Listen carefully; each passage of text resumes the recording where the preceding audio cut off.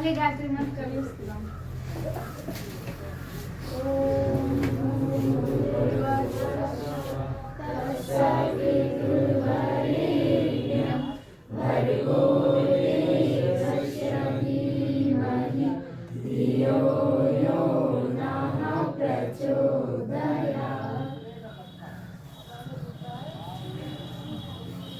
तो आज मैं आप सबको फैशन के बारे में बताना चाहती हूँ। फैशन का मतलब क्या है? आज के समय में लोग फैशन को एक्ट्रेस और एक्टर की तरह बनना जानते हैं। जैसे कि एक्ट्रेस जो पहनती हैं या जैसे जो हेयर कटिंग होता है वही सब लोग उसको फैशन मानते हैं। इस समय में क्या फैशन अभी था, पहले नहीं था? नहीं, पहले भी फैशन था, लेकिन पहले फैशन ऐसा नहीं था कि हम बाहरी प्रयोग करवाने। पहले फैशन था कि जैसे ऋषि मुनि अपना जीवन जीते हैं वैसा जीवन जिया जाए। पहले जो ऋषि मुनि होते थे उनको लोग अपना रोल मॉडल मानते थे और लोग उनकी तरह अपना जीवन जीना चाहते थे, उनसे ही अपना ज्ञान प्राप्त करते थे। लेकिन आज के समय में गुरुओं को नहीं माना जाता अपना रोल मॉडल अब एक्टर एक्ट्रेस को माना जाने लगा है। लोग सोचते हैं कि जैसा वो जीवन जी रहे हैं वैसा हम जीवन जिए, पर उनके जीवन जीने में क्या खास है? क्या वो अच्छे कपड़े पहनते हैं? नहीं। क्या वो अच्छी बातें बोलते हैं? नहीं। क्या उनका खान पान भी सही है? नहीं। उनके अंदर कोई भी ऐसे गुण नहीं है जिनको हम उतार सकते हैं। पर लोग आज के समय में एक मोबाइल आ गया है जिसको लोग अपने जान से भी ज्यादा मानने लगे हैं। दिन भर उसी मोबाइल में पता नहीं क्या देखते रहते हैं, समझ नहीं आता है। और कहीं अगर गुरु की बात सुनी हो, कहीं भी कोई भी महात्मा लेक्चर दे रहा हो तो लोग बोलते हैं कि ये हो क्या रहा है। अभी इस समय में कहीं भी अखंड रामायण बैठाया जाता है तो लोग बोलने वालों को बुलाते हैं। ऐसी बात नहीं कि अच्छा नहीं बोलते, नहीं, अच्छा बोलते हैं, लेकिन लोग कहते हैं कि हमारे पास टाइम नहीं है। क्यों टाइम नहीं है? क्या मोबाइल चलाने का टाइम नहीं होता आपके पास? नहीं। वो लोग उसको टाइम निकाल के चलाते हैं, रात को 1-1 2-2 बजे तक ऑनलाइन होकर के चलाते हैं।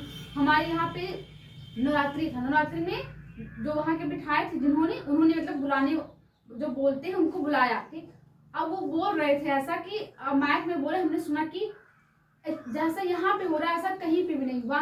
जितनी भी जगह हम बोलने के लिए गए वहां पर 100-150 की संख्या रहती थी, लेकिन हमारे यहाँ पर उन्होंने पहली बार महसूस किया कि यहाँ पर लोगों के पास टाइम नहीं है। वो बोलते थे, लेकिन वहां पे 10-5 ऐसी संख्या होती थी। वो लोगों से रिक्वेस्ट करते थे कि आप 10 मिनट के लिए आ जाइए, हम जो बोल रहे हैं सुन लीजिए, लेकिन कोई जाता नहीं था। मम्मी भी हमारी जाती थी तो 1 घंटा 2 घंटा वहां पे सुनती थी, उसके बाद आ जाती थी। लेकिन उन्होंने भी बताया कि मतलब लोग वहां पे जा रहे थे वो सुन भी नहीं रहे थे आज सही से। तो मतलब ऐसी क्या बात बोल रहे थे, वो उसको सुन नहीं सकता था। वो भी यही तो बता रहे थे कि जीवन कैसे जिया जाए। वो भी बस वो था कि वो कृष्ण की कथा, वो राम की कथा बता रहे थे, लेकिन लोग वो भी नहीं सुन रहे। आखिर में वही तुम्हारे भगवान है, तुम भगवान के गुण के बारे में नहीं जानना चाहते। अगर तुम उनके आदर्शों को, उनके गुण के बारे में नहीं जानोगे तो उनसे सीखोगे क्या? इस समय में तो कोई कहता है कि हमारे पास बुक पढ़ने का टाइम नहीं है, सब कहते हैं मोबाइल लेते हैं तो हम रील्स में देखने लगते हैं, उसमें बच जाते हैं, उसमें हमारा माइंड इधर उधर हो जाता है। लेकिन अगर सामने बोल रहा है तो ऐसा साइंटिफिक माना गया कि अगर कोई बोलता है तो उससे ज्यादा हमें फर्क पड़ता है। लेकिन हम उनके उस भगवान के बारे में नहीं सुनना चाहते जिसके बारे में हम कहते हैं कि ये भगवान ही हमारी सहायता करेगा। अगर हम उसके लिए कुछ नहीं कर सकते तो हम कैसे आशा करें कि वो हमारे लिए कुछ करेगा? हम कहीं मंदिर जाते हैं तो हम ये आशा करके जाते हैं कि हे भगवान, हम जो मांग रहे हैं वो पूरा कर दीजिएगा। लेकिन कभी हमने ये सोचा कि हम निस्वार्थ भाव से कहीं मंदिर जाएं? नहीं, कभी नहीं होता।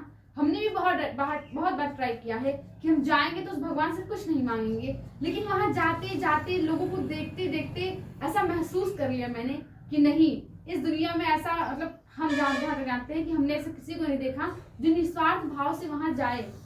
अब तो लोग वहां के जाते हैं तो अपने मोबाइल के साथ जाते हैं। मोबाइल, फिर से मोबाइल आ गया जहाँ पे लोग रील्स बनाते हैं।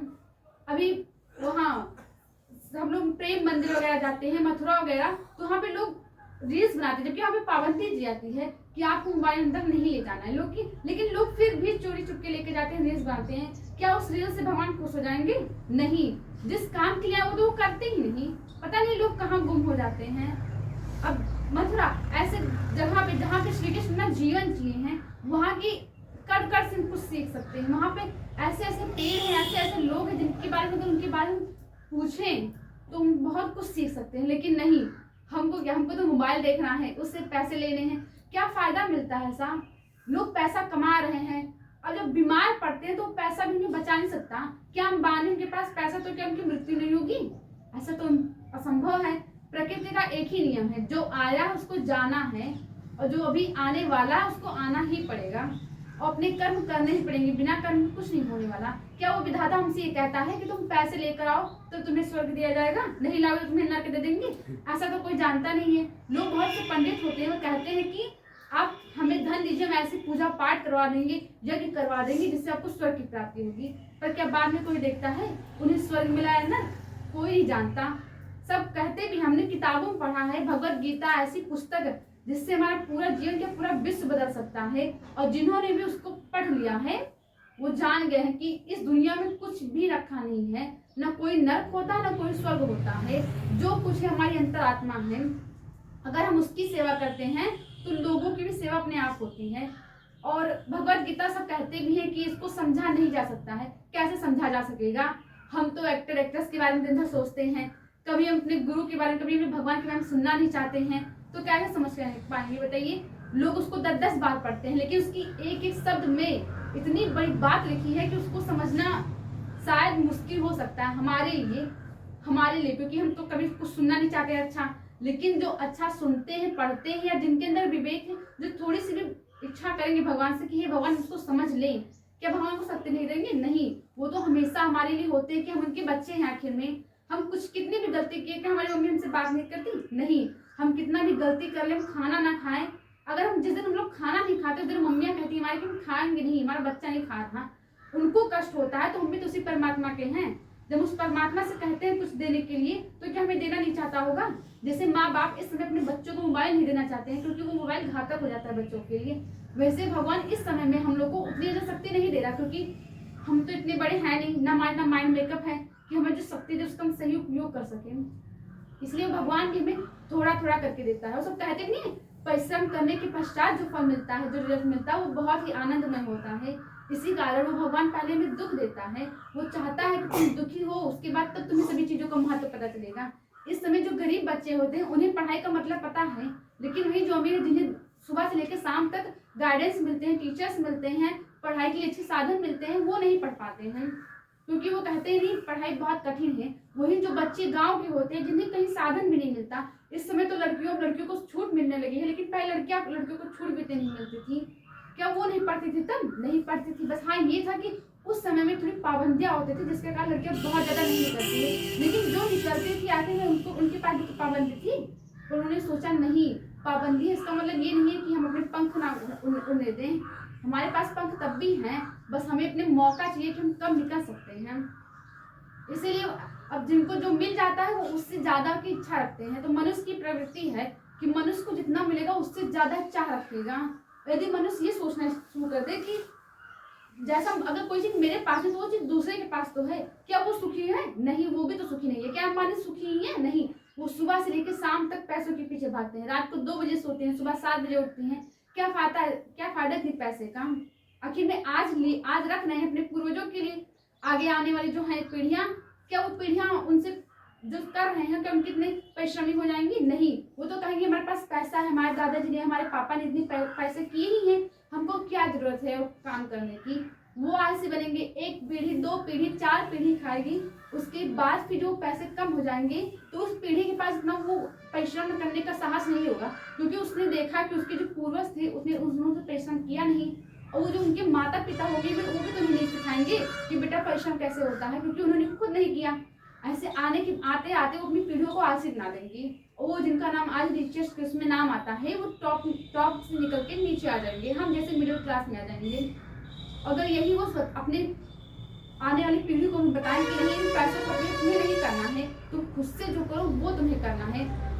अब अंबानी जी की बेटी थी, वो बाहर पढ़ रही थी, ठीक, तो अपने फ्रेंड से थोड़ा झगड़ा कर ली, तो बोली हम इसी वक्त इंडिया जा रहे हैं। तो अपने पापा के पास फोन किया, अंबानी जी के पास, बोली कि हमें फ्लाइट भिजवा दीजिए, मुझे इंडिया आना है। उनके पापा ने कहा नहीं, तुम्हारे पास जो पैसे बचे हैं, तुम्हारे पॉकेट मनी है, उससे तुम इंडिया आओ। और चूंकि वो अमीर थे, अब उनको उनका बैंक में सब कुछ रख ली, बोले तुम्हारे पास जो कैश है इस समय, तुम उससे इंडिया आओगी। तो उन्होंने बोला मतलब मेरे पास ना कैश नहीं है। तो उनके पापा ने बोला मुझे नहीं पता, तुम चाहे जैसे हो, तुम्हें आना हो तो आओ, वरना वो वहीं रहो। क्योंकि उन्होंने झगड़ा किया तो उन्होंने कहा नहीं मैं तो इंडिया आके रहूंगी।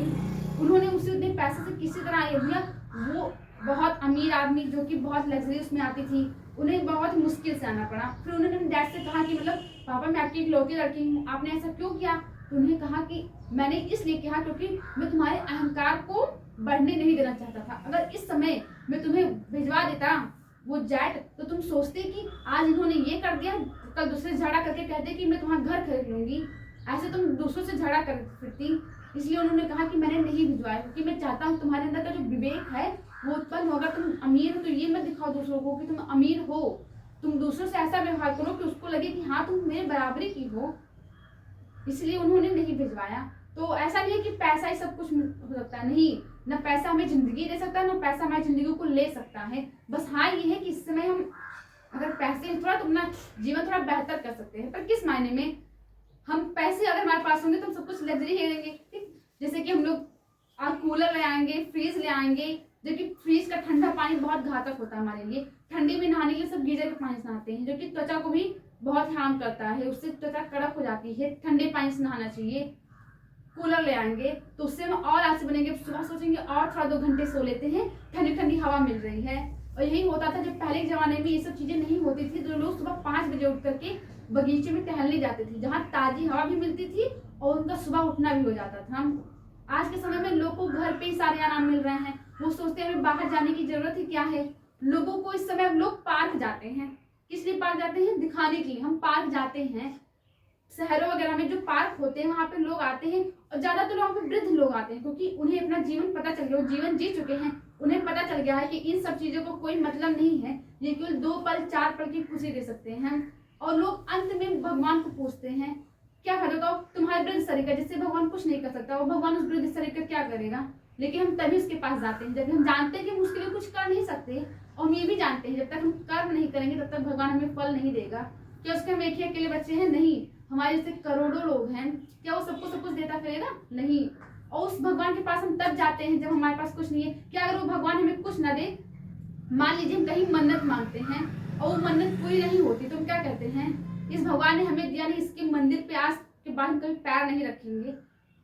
ऐसे ही जब तुम सोचो, जब हम बूढ़े हो जाएंगे, जब हम वृद्ध हो जाएंगे, जब हमारे साथ किसी काम करनी होगी, फिर उस भगवान के पास जाएंगे, तो भी तो ये कहता होगा जाओ, हमें तुम्हारी जरूरत नहीं है, तुम्हारे जैसे मेरे हजारों लोग तैयार हो चुके हैं। इसीलिए कहते हैं कि जो अभी भी हमारे पास टाइम है कि हम भगवान को अभी से पूछना स्टार्ट करें। लोग जब वृद्ध होने के बाद राम राम जपते हैं, उस राम राम का कोई मतलब नहीं है। उस राम को जपने से अच्छा अगर इस समय अच्छे कर्म कर लेते तो उस राम राम से ज्यादा फायदा इस समय का करेगा। और कहते नहीं है मरने के बाद हमारे साथ कर्म जाते हैं, हमारे पुण्य पाप जाते हैं। अगर हम कहीं पाप कर रहे हैं तो ये सोचते हैं भगवान देख नहीं रहा, पुण्य करते तो हम सोचते हैं कि भगवान मेरे इस पुण्य को नोट कर लेना, ठीक, पर कहीं पाप करते तो ये नहीं कहते भगवान इस पाप को भी नोट करो। क्यों? क्योंकि हम लालची हैं, हम सोचते हैं कि भगवान का पुण्य देखता है, पाप नहीं। पर ये गलत है, भगवान दोनों देखता है, दोनों का पड़ला है। ऊपर जाने के बाद दोनों को देखा जाता है एक साथ, किसी एक को नहीं। और न वहाँ पे अमीर गरीब असहाय वृद्ध किसी की भी कोई बात नहीं चलती, वहाँ पे आपके कर्म चलते हैं कि आपने काम कैसा किया दूसरों के साथ। तो इसीलिए इस समय जो हमारे पास गोल्डन चांस है, जो हम लोग को करने के लिए कहा जा रहा है, नहीं कहते पूरा करो, लेकिन पूरा नहीं, उसका अगर हम 50% भी कर सकते हैं तो करें। धीरे धीरे काम करते रहेंगे तो हमारा मन भी कहेगा करने के लिए। अब हम रोज को टालते हैं तो वो कैसे कहेगा मन? वो तो ये कहेगा कि रोल मॉडल देखो, अपने एक्टर एक्ट्रेस को देखो, उनकी तरह पहनो, उनकी तरह ओढ़ो, उनकी तरह बोलो। लेकिन वो भी अंदर से अंदर वो भी परेशान ही रहती हैं, वो भी सोचती है कैसे उस झंझट में आ गए, बस पैसे के लिए वो सब कुछ कर रही हैं। और जिस उन्हें पता चल जाएगा कि पैसा कुछ भी नहीं है, पैसे से हमें कोई खुशी मिल नहीं सकती, उस दिन शायद वो भी ये काम करना बंद कर दें। आज के समय में ऐसी ऐसी फिल्में बनती हैं जिनको अपने घर वालों के साथ में बैठ के न देख सको।